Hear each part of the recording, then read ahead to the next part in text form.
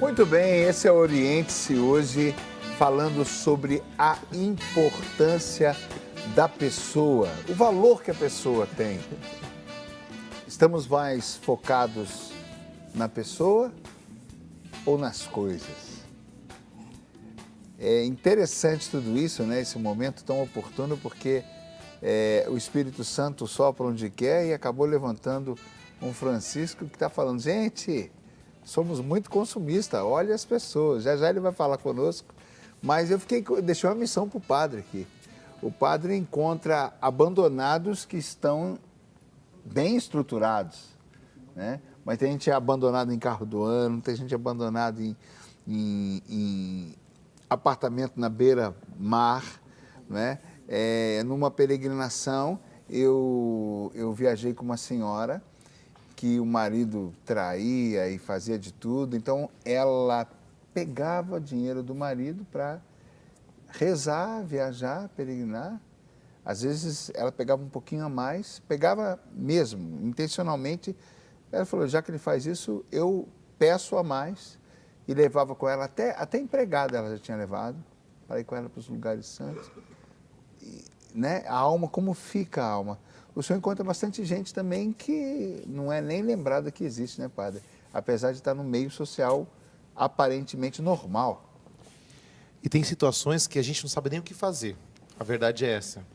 Porque quando a gente está no seminário, nós não somos preparados, de certa... Assim, a gente é preparado, mas tem coisa que é na vida. A experiência missionária. Você sabe bem o que é a experiência missionária, né, Laércio? Mais do que eu.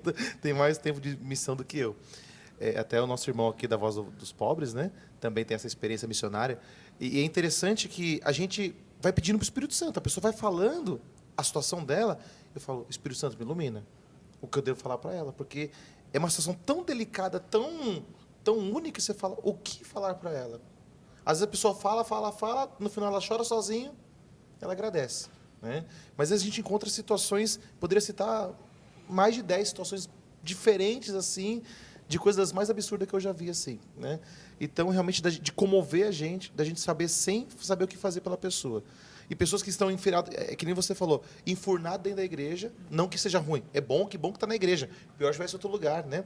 Mas que estão dentro da igreja 24 horas por dia, porque a família não quer, porque a família despreza, porque a família não ama, porque a família é de outra religião, ou porque... E quantas situações, pessoas depressivas, são situações muito delicadas que a gente vai tentando pontualmente ajudar, rezando, fazendo uma visita, mas são situações muito delicadas que é só pela misericórdia. Tem coisas que eu falo, que a gente fala assim, eu não sou Deus para... Se eu pudesse mudar aquela situação naquela hora, né? Acho que esse desejo que a gente tem em alguns momentos de ser Deus para tentar fazer alguma coisa. Mas padre, tem coisas que são fica um apelo que ele é muito particular, ele é muito individual, né?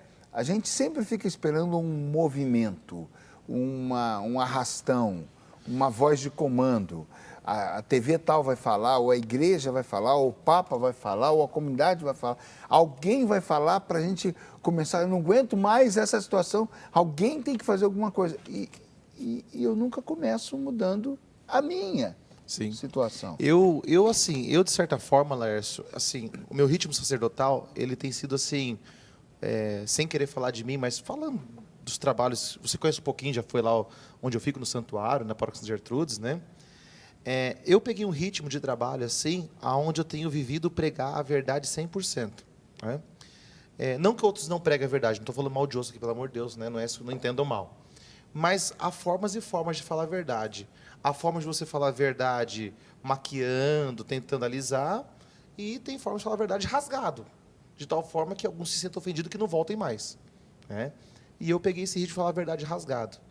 E eu cheguei a um ponto que eu pensei assim, a gente tem que romper, né? Romper com o pecado, a gente tem que romper com tudo aquilo que é comodismo, tudo aquilo que... E está na hora da gente desmascarar. Romper, né? Com a anestesia. Essa anestesia, com romper essa com indolência, tudo isso que... Sim, porque a gente tem medo do quê? Se eu falar a verdade, eu vou ser preso. Se eu falar a verdade, podem querer me matar. Se eu falar a verdade, pode querer me crucificar. Interessante, se eu falar a verdade, eu posso ficar sozinho. A agressividade do mundo fala a verdade. Fala a verdade, justamente. A violência fala nua e crua. Sem dúvida. Né? E aí a gente fica nessa coisa, não, eu quero ser amado por todos. Mas Jesus, ele rompeu com tudo isso. Jesus não ficou preocupado em agradar esse, agradar aquele. Ele foi diferente. E porque ele foi diferente, ele foi perseguido. Porque ele foi diferente, ele foi... Né? Padre Pio foi diferente e foi perseguido pelas próprias pessoas dentro da igreja. Né? E aí a gente pode falar, porque talvez o Evandro, porque talvez ele veste essa roupa, a voz do pastor está aqui, nossa, meu Deus, que radicalidade é essa? Por que essa corrente no braço? Por que o tamanho dessa cruz no peito? E que exagero que é esse? Quer dizer, as pessoas podem querer começar, mas é o diferente, é isso que o povo quer ver, essa Aliás, verdade. O povo está cansado. E aí é onde eles começam, então, voltar-se o seu coração.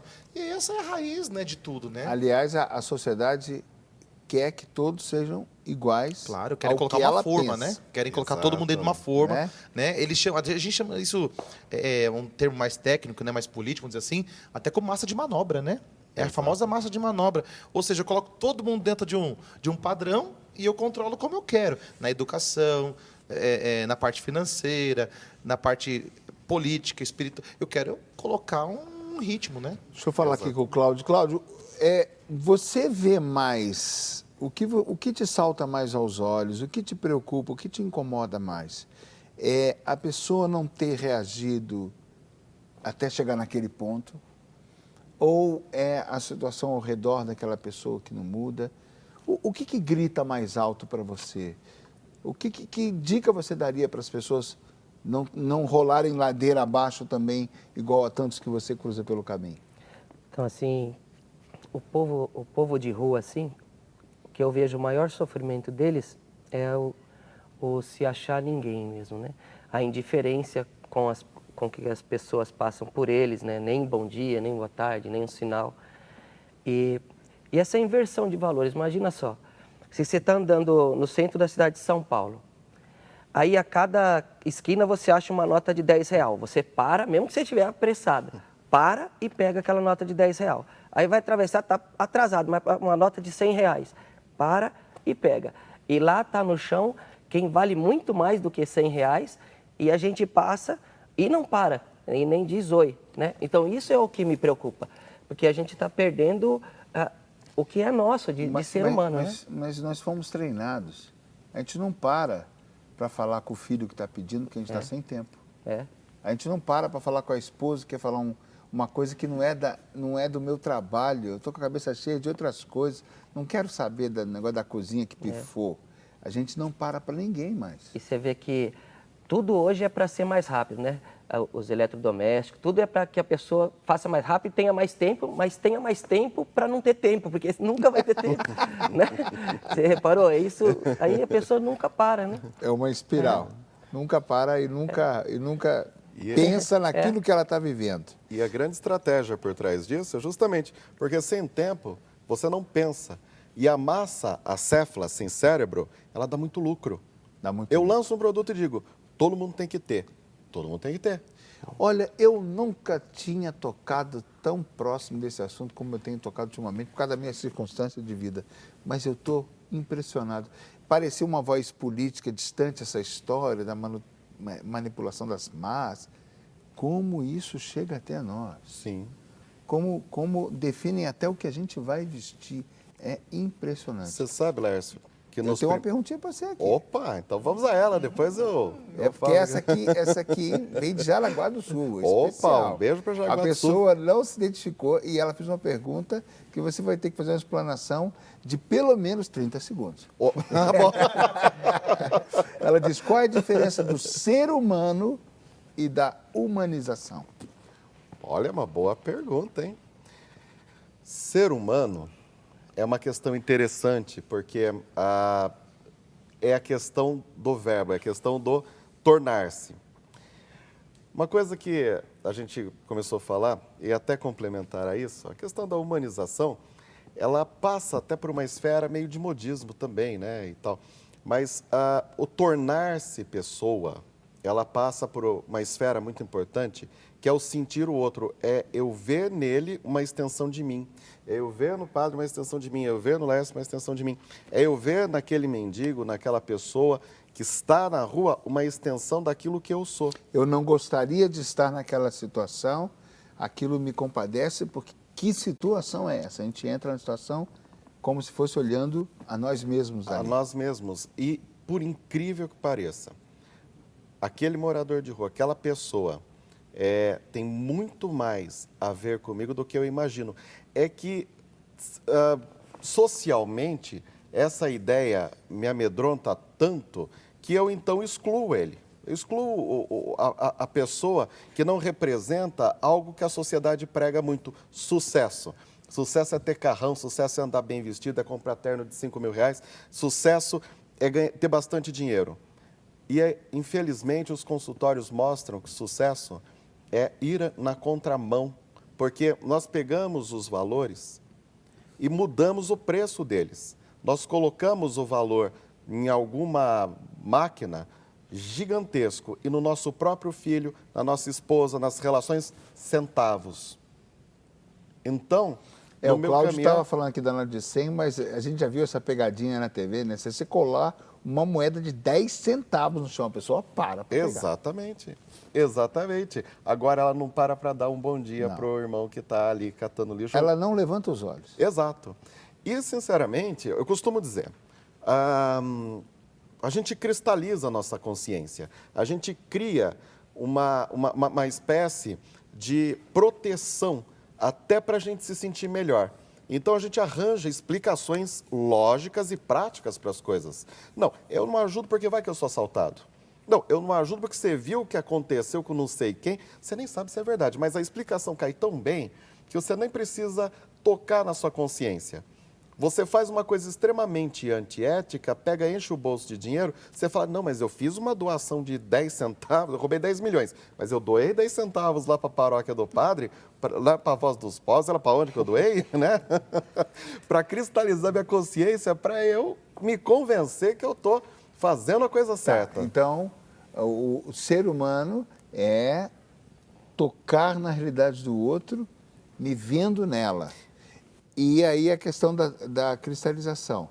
Está faltando a humanização, vou te cobrar. A humanidade pode cobrar. Opa! A humanização.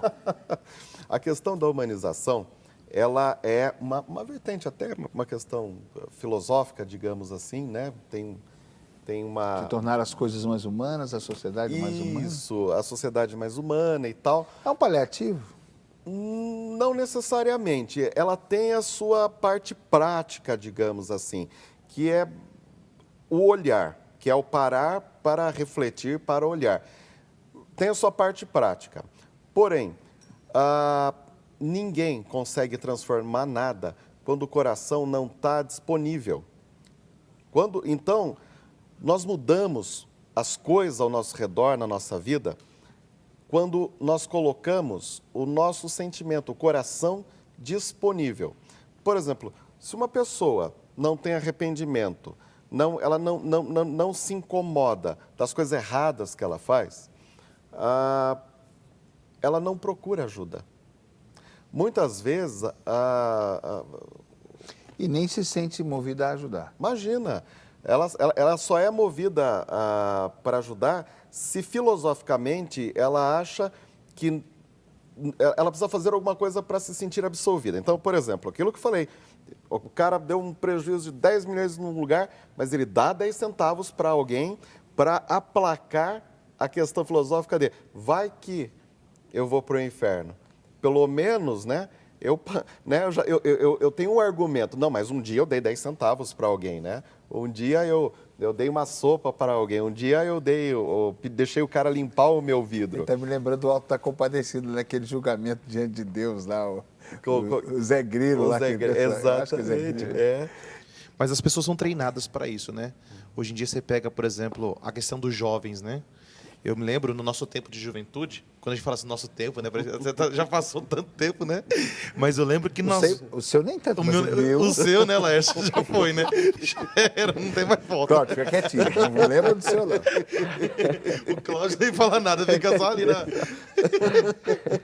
Mas eu me recordava que Nós tínhamos aquela coisa de jogar futebol com a molecada, um chamava o outro na casa do outro, jogar futebol na rua, jogar bolinha de gude, peão, papapá, ioiô, bibibi, brincava de casinha, brincava de pega-pega, e aquela coisa toda. Então, havia já essa coisa de relacionar-se, estar com o outro, de um ajudar o outro, de um saber do outro, de um ajudar o outro. Eu me lembro, uma cena interessante, às vezes tinha algum amigo que não podia sair para brincar, que a mãe não deixava, estava de castigo. A gente chamava, ficava no portão, conversando. Um para dentro, os dois para fora. Né? Então, isso é um exemplo bobo, mas é estar com o outro ali que precisa. Tadinho do outro que não pode sair, né? E eu já fui aquele que estive lá de dentro. Às vezes, meus pais também não deixavam sair, ou por um motivo ou por outro, né? Que eu sempre fui muito bonzinho. Eu nunca fui assim, né? Muito bagunceiro, né? Eu sempre fui bonzinho, assim, né? Sabe como que é, né? Então, assim... Então, até nessas pequenas coisas. Mas hoje, as crianças, qual que é o brinquedo delas, né? Hoje é o Facebook, né? Ela escreve lá, bom dia no Facebook. Para quem? 2 amigos, não sei, eu não sei. Né? Bom dia para quem gosta de mim. Para quem não gosta de mim, que Deus abençoe. Umas coisas nada a ver, Ô, assim, padre, né? E uma coisa que as pessoas são treinadas para isso já, né? Então, mas as pessoas são uniformizadas desde pequeno. O jovem se julga, ele ainda se julga um revolucionário, mas ele usa o tênis, que a moda ditou, a camisa, que a moda ditou, o cabelo, que a moda ditou, o piercing, todas as coisas que todos estão usando, e o telefone, e o Face... E a sexualidade desordenada, não, porque se você não... Se você não segue uma regra. Se você não fez... Se você não teve relacionamento com seu namorado, você é atrasado. Não, você é virgem ainda? Meu Deus do céu, né? Ou seja, você é atrasado, né? Não, que negócio é esse? Não, que... Então é em tudo, né? Vai dizer, desde ele já pegou uma forma, ele já foi formatado. Desde a sua intimidade até aquilo que está ao mais aparente, né? E o padre falou uma coisa interessante, as brincadeiras mudaram muito. Porque na nossa época, digamos assim, as brincadeiras, a gente não tinha brinquedos caros. Né? Os brinquedos. Não, a gente tá mais ou menos na mesma época, né? É que eu vou na Nossa Senhora da Plástica.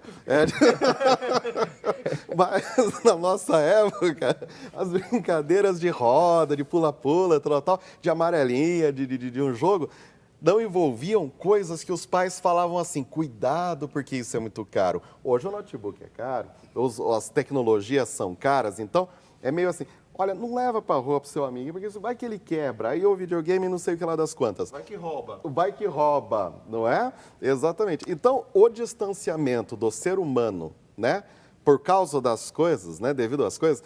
Então, assim, eu me lembro quando minha família comprou o primeiro videocassete, eu lembro que era um negócio, assim, era um acontecimento, né, se alugar fita e não sei o que das quantas, né?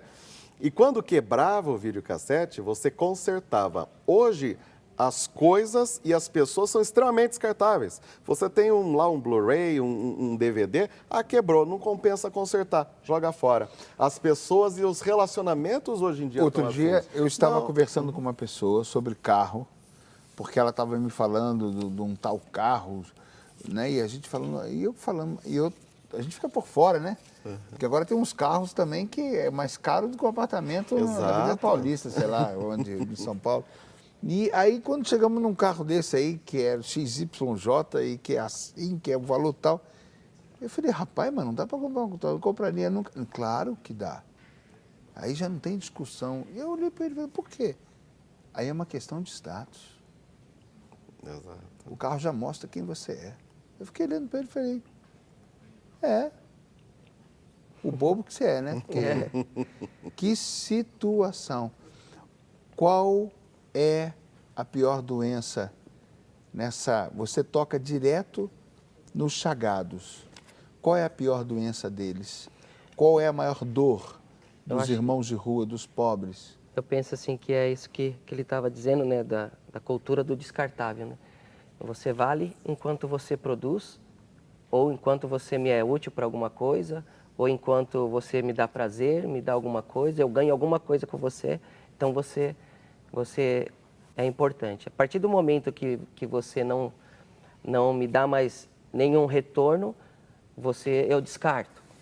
Então, a gente vê caído na rua assim, pais de família que por causa de adultério ou por causa de doença, que acabaram na rua, né, e que depois abandonaram ele. Pessoas que se sentiram dentro da sua família um peso. Jovens também? Peso, muito jovens. Na Cracolândia, em São Paulo, a gente anda na Cracolândia, você vê, esses dias eu estava passando lá na Cracolândia e é muita gente, não sei se você já passou ali, Já. muita gente ali, né? E eles vinham e uns choravam assim, e eu não estava fazendo nada, eu estava passando na Cracolândia, sabe? E cumprimentando, né? Pega na mão de um, cumprimenta o outro, pergunta como tá, né? E você vê, né, nos jovens isso, né? Alguém perceber que ele vale a pena, que ele não é descartável, que ele dá para ele sair dali, que ali não é o fim da vida dele, não vai ficar ali até morrer, né, sabe? E essa esperança que a gente leva, nós comungamos a carne e o sangue de Jesus, né? Então eu sinto quando a gente está passando nesses lugares assim, como se fosse um sacerdote com a procissão com o Santíssimo Sacramento, porque seu coração é um sacrário. Então você passa e aquelas pessoas não estão olhando só você, estão vendo tudo que a sua figura representa para eles. O Deus que quando ele olhou para você e viu o crucifixo, ele lembrou de Deus, ele lembrou que um dia alguém falou para ele sobre Deus e que ele não é uma pessoa que não tem mais jeito, E muitos deles vão até para a Missão Belém do Padre Jean Petro, né? Tem um trabalho muito forte na Cracolândia, eles levantam e se recuperam. Uns são até irmãos, já hoje freis da Missão Belém. Na nossa comunidade, a gente tem um que é noviço, Nessa virada, Claudinho, que era de rua. deixa eu te interromper. Nessa virada, a pessoa não tinha, para você, ela não tinha se encontrado e chegou nesse ponto e precisava desse toque de amor e aí a vida dela começa a fazer sentido. Na vida anterior, não valeu de nada, ela precisou chegar nesse buraco para encontrar um novo sentido? Parece isso? Fica claro para você? Parece um pouco assim que essa cultura... Porque alguns são filhos de famílias que têm condições. Sim. A maioria do pessoal que está na Cracolândia não é de família pobre. São classe média, né? É pessoa que começou a vender tudo que tinha dentro de casa e a família não aguenta mais e o cara foge. E ele se vê sem saída porque a dependência do crack é muito forte, né? Então ele não consegue sair daquilo sozinho. Ele já não vê mais saída. E por que ele, quando se encontra com vocês, com uma comunidade que acolhe, com o amor, eles recuperados não voltam para casa e acabam ficando? Alguns voltam para... Alguns não, talvez nem voltem para suas famílias, mas voltam para Deus, voltam para as comunidades, servem aos outros que estão lá. Bastante gente sai de lá, né?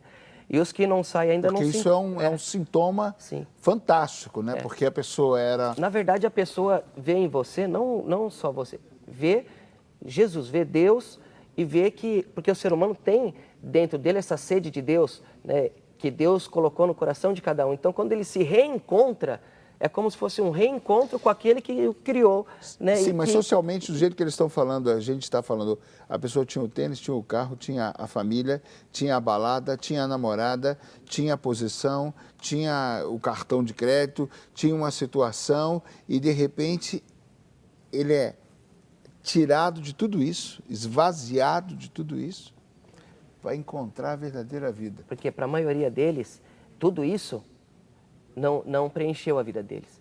Eles não querem voltar para esse modelo de sociedade, sabe? Eles não querem. Chegam eles rejeitam. Para eles saírem, eles precisam ter um novo, o radical, o diferente do que eles viveram até então, né? Algo que seja superior a esses valores que apresentaram para ele, que para ele não tem valor. Nós vamos para o intervalo. Está quentíssimo, graças a Deus. Várias participações, você pode também ligar. O 19 3871 9620. Até já.